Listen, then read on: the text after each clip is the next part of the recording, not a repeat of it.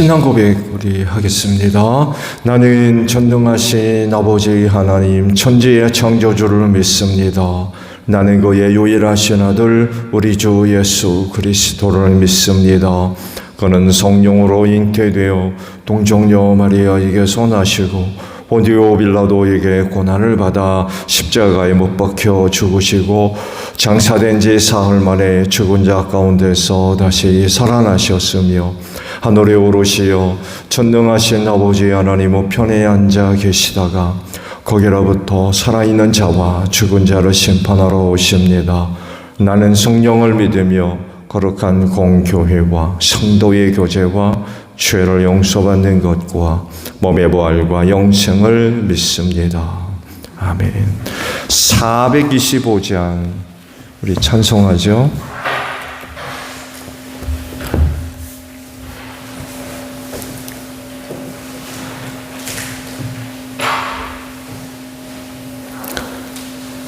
(425장이에요) 주님의 뜻을 이루소서 고요한 중에 기다리니 진흙과 같은 날 빚으사 주님의 영상 만드소서 주님의 뜻을 이루소서 주님 발 앞에 엎드리니 나의 맘속을 살피시사 눈보다 희게 하옵소서 주님의 뜻을 이루소서 병들어 몸이 피곤할 때 권능의 손을 내게 펴사 강건케 하여 주옵소서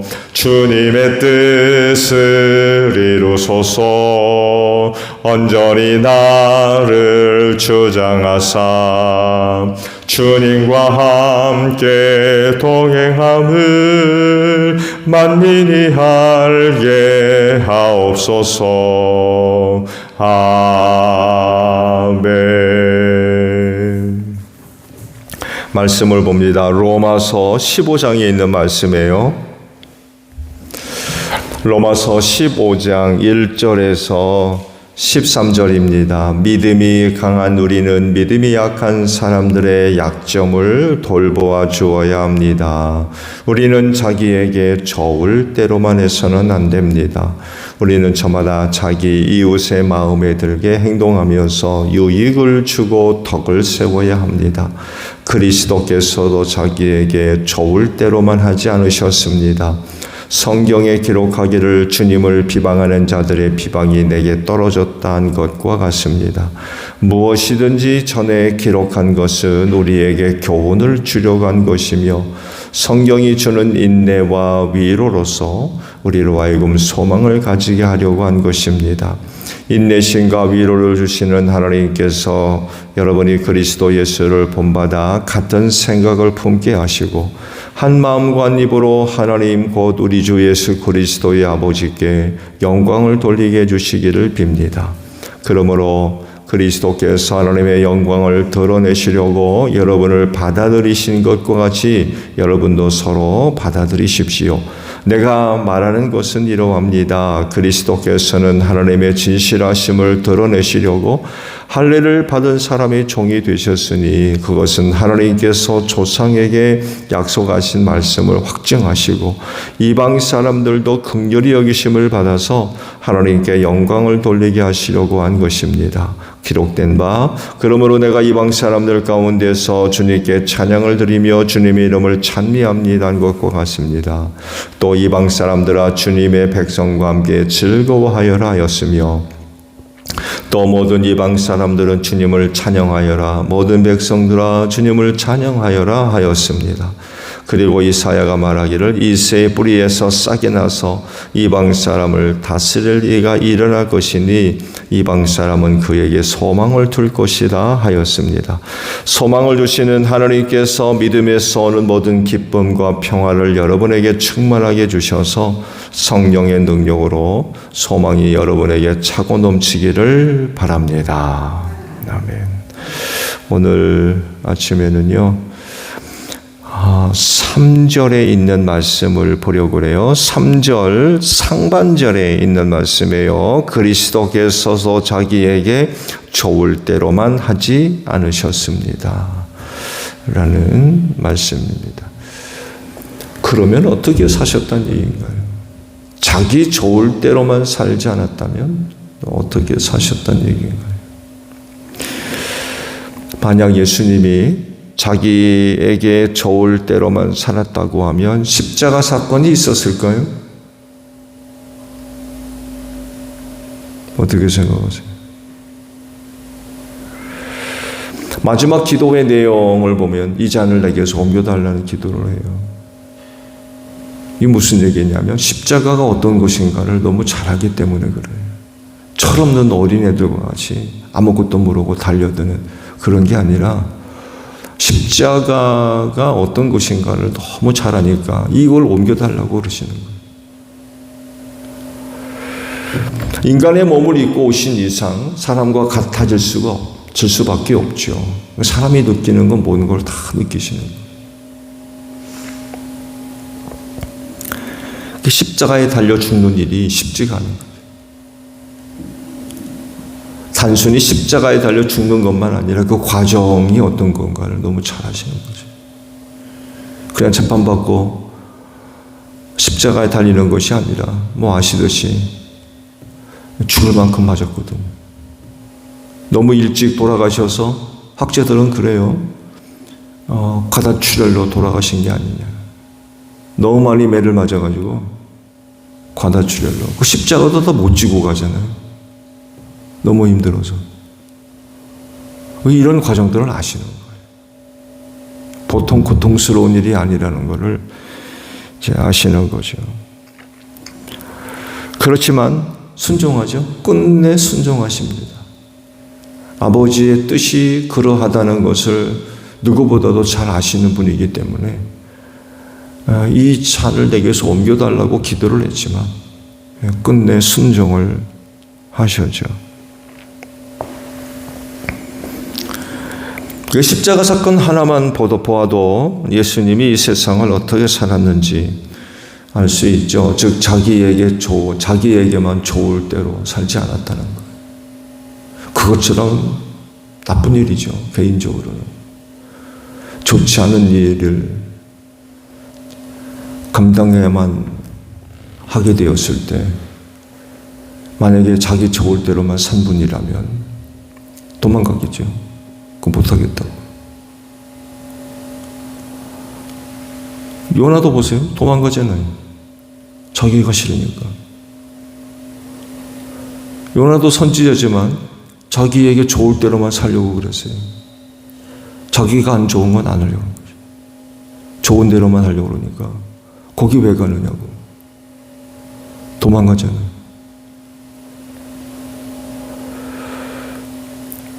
전혀 원하지 않은 것이지만 그것이 하나님의 뜻이라는 것을 알기 때문에 자기 좋을 대로만 살 수 없었던 거예요. 또 자기 좋을 대로만 사는 분이셨다면 오지 않았죠.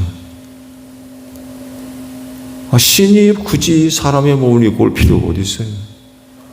그렇지 않아요? 자기 좋을 대로 사는 분이라면 성육신도 없었을 겁니다.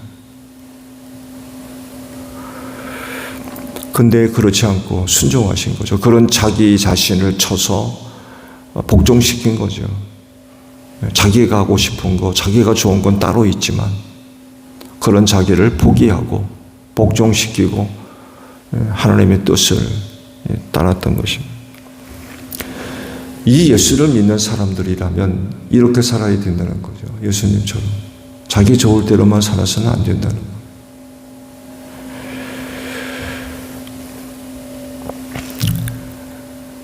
예수님과 같이 그런 자신을 부인하고 하나님께 순종할 수 있어야 돼야 되고, 더 나아가서 또 다른 사람들과의 관계에서도 마찬가지라는 거죠.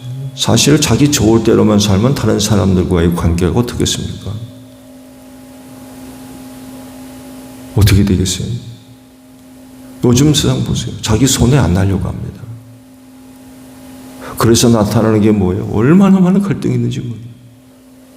자기 손에 안 보려고 그래요. 조금도 안 보려고 합니다. 조금이라도 자기의 실리에 어떤 해가 되면 가만 안 있어요. 그러니 또 다른 사람들과의 관계에서 보여지는 모습들이 어떤 모습이겠어요? 그래서 다툼과 분열이 쉬지 않고 일어나요.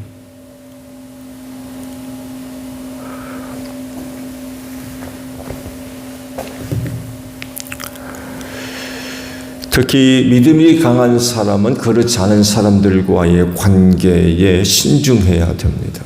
자기와 똑같지 않거든요. 믿음이 강한 사람이 자기 좋을 대로만 신앙생활하면 믿음이 좋지 않은 약한 사람은 어떻게 되는 거예요? 틀림없이 거기에 못 미치거든요. 믿음이 강한 사람과 약한 사람은 틀림없이 차이가 있어요. 근데 믿음이 강한 사람이 자기 좋을 대로만 살면, 신앙생활을 하면 믿음이 약한 사람은 어떻게 되겠어요? 갈등이 발생할 수밖에 없죠. 그래서 믿음이 강한 사람은 그렇지 않은 사람을 위해 살아야 되겠는데 그 삶을, 그 신앙생활을 이렇게 표현하면 될 것 같아요. 배려죠, 배려. 배려해 주는 거.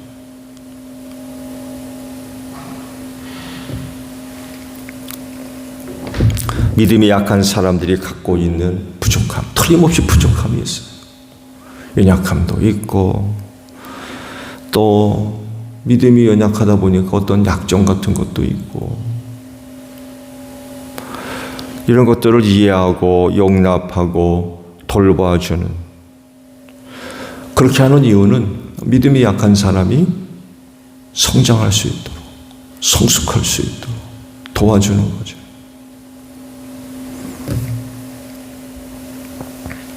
예수님이 우리를 대할 때에 1절 그렇게 대하신 줄로 믿습니다. 믿음의 창시자여 완성자 입장에서 제자들을 비롯해서 자기를 믿는다라고 하는 사람들을 보실 때에 어떻게 보이셨을까요? 성에 안 차죠. 성에 안 차. 사실 예수님처럼 완벽한 믿음을 갖고 있는 분이 어디 있습니까? 사실 또 믿음 그 자체잖아요. 근데 믿는다라고 하는 사람들을 보실 때,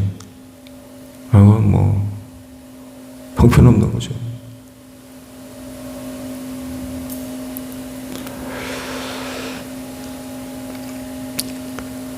그런 우리를 예수님이 대하실 때, 1절 오래 참으셨어요. 1절 오래 참으셨어요. 그러니까 사람 낚는 어부가 될 수 있었던 거죠. 예수님 가신 길 따라올 수 있었고 1절 참으셨어요. 진짜 너무 부족하고 연약하거든요. 자기 나름대로는 아주 강한 믿음을 갖고 있고 좋은 믿음을 갖고 있고 그렇게 생각하는데 특히 베드로를 보세요. 절대로 그렇지 않겠다고 부인하는 베드로의 모습을 예수님이 보실 때 참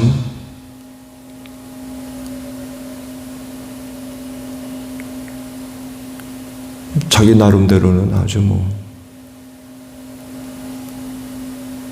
근데 예수님이 보시는 거 전혀 그렇지가 않았던 거죠. 그런데도 불구하고 부활 뒤에 찾아오시잖아요.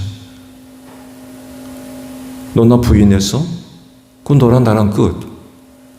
그러지 않으시고 그들의 연약함을 너무나도 잘 아시니까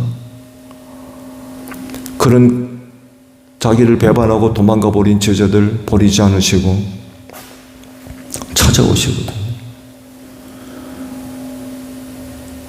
사람들이 그런 말 하죠. 성질 같아서는 그런 얘기 간혹하죠. 그거 가만뒀겠습니까? 자기 모른다고 도망가 버린 제자들. 배반의 아픔이라고 그러나요? 아십니까? 배반의 아픔. 근데도 그를 버리지 않으시고 찾아오시거든요. 1절 오래 참음으로 제자들을 대하셨어요. 그들의 약함을 너무나도 잘 아시기 때문에.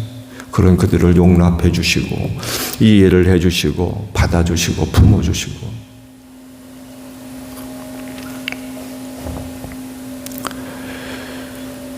여러 가지 많은 문제들 얼마나 많이 있었습니까? 믿음이 약하다 보니까 그런데도 일절 참으시고 받아주시고 용납해 주시고 이해해 주시고 사랑해 주신 거죠. 그분의 사랑은 변함이 없잖아요. 끝까지 사랑해 주신.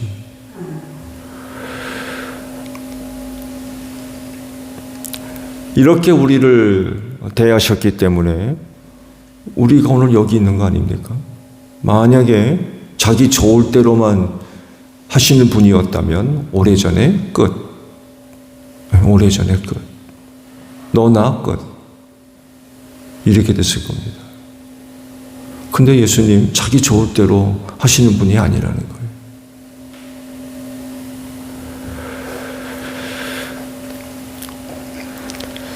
사사시대 사람들의 생활상을 성경이 이렇게 고발을 하시죠. 마지막 장 마지막 절을 보게 되면 당시 사사시대 사람들이 어떻게 살았는가를 이렇게 단적으로 지적을 하세요. 왕이 없으므로 사람들은 저마다 자기 뜻을 따라 살았다.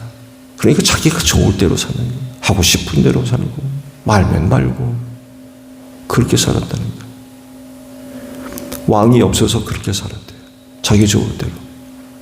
여기서 왕이 누구예요? 그들을 통치할 인간 왕을 얘기합니까?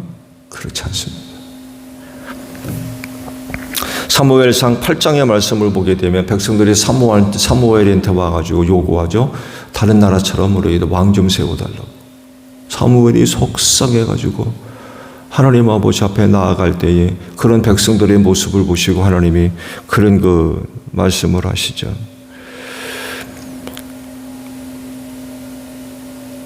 저들이 너를 버린 게 아니라 나를 버려 왕이 되지 못하게 한다. 사무엘이 찾아와가지고 왕을 달라가니까 이젠 더 이상 사사로서의 역할을 못하게 되잖아요. 이런 것들을 우리가 싫어한다. 사사들을 통해서 통치하는 거 안 받겠다는 얘기거든요. 왕을 세워달라는 얘기는. 사무엘 입장에서도 얼마나 속상하겠어요. 그때 하나님이 그렇게 말씀하세요. 너를 버린 게 아니라 나를 버린 거다. 내가 저들의 왕이 되는 것을 거절하는 거다. 왕이 누구예요? 하나님이셨다. 저들을 통치하는 왕은 하나님이셨다. 그러니까 사사시대 사람들은요, 하나님 없이 살았다는 얘기예요. 저들에게 율법의 말씀이 있음에도 불구하고 순종하지 않고 따르지 않고 자기 멋대로 산 왕이 없었다. 하나님이 없이 살았다는 얘기예요.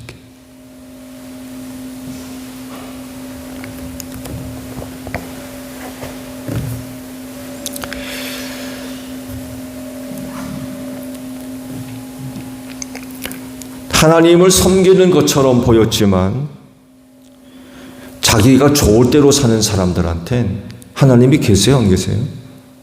하나님 안 계십니다. 자기 좋을 대로 사는 사람한테 무슨 하나님이 계세요? 자기가 하나님인데.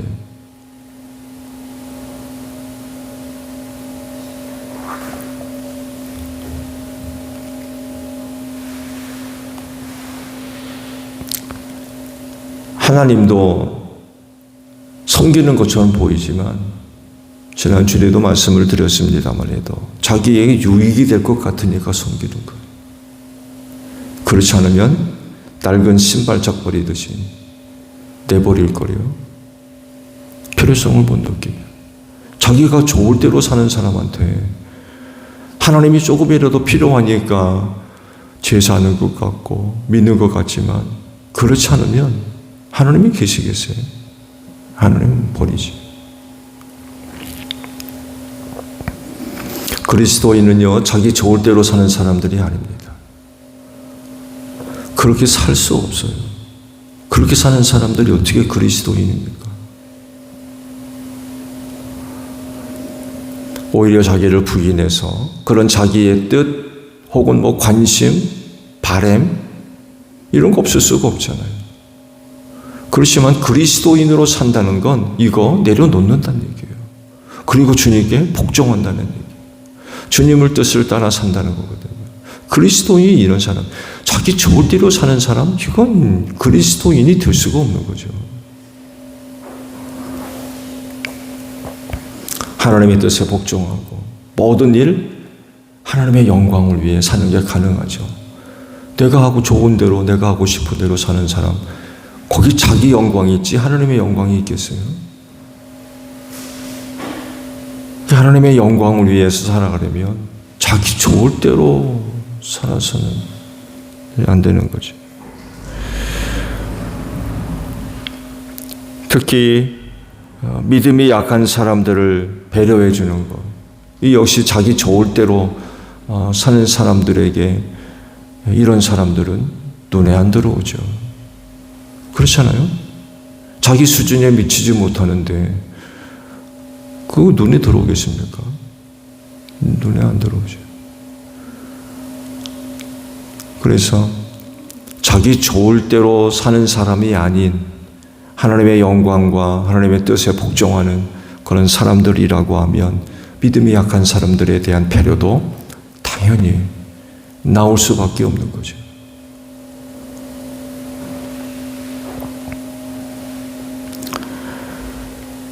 왜냐하면 그들의 연약한 믿음을 알기 때문에 그래요. 저들의 믿음도 그리스도의 장성한 분량에까지 이르러야 되기 때문에 그런 사람들 앞에서 결코 자기 좋을 대로 살지 않죠.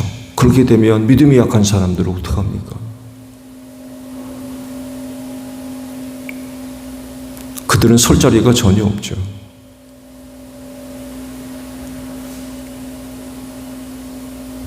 그런 사람들도 믿음의 장성한 분량에 이르려면 믿음이 강한 사람들이 자기 좋을 대로 할 것이 아니라 오히려 그런 자신을 내려놓고 믿음이 약한 사람들을 배려해 주는 이런 모습들이 필요한 거죠.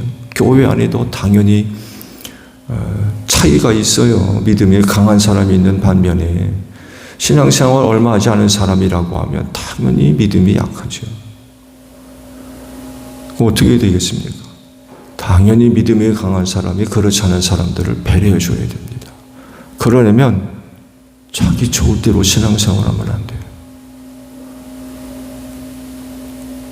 믿음이 약한 사람들에게 맞춰줘야지. 이 모습을 보이신 분이 예수님이라는 거죠. 오늘도 여러분의 삶의 자리에 그리스도가 나타나는 복된 하루가 되시기를 바랍니다.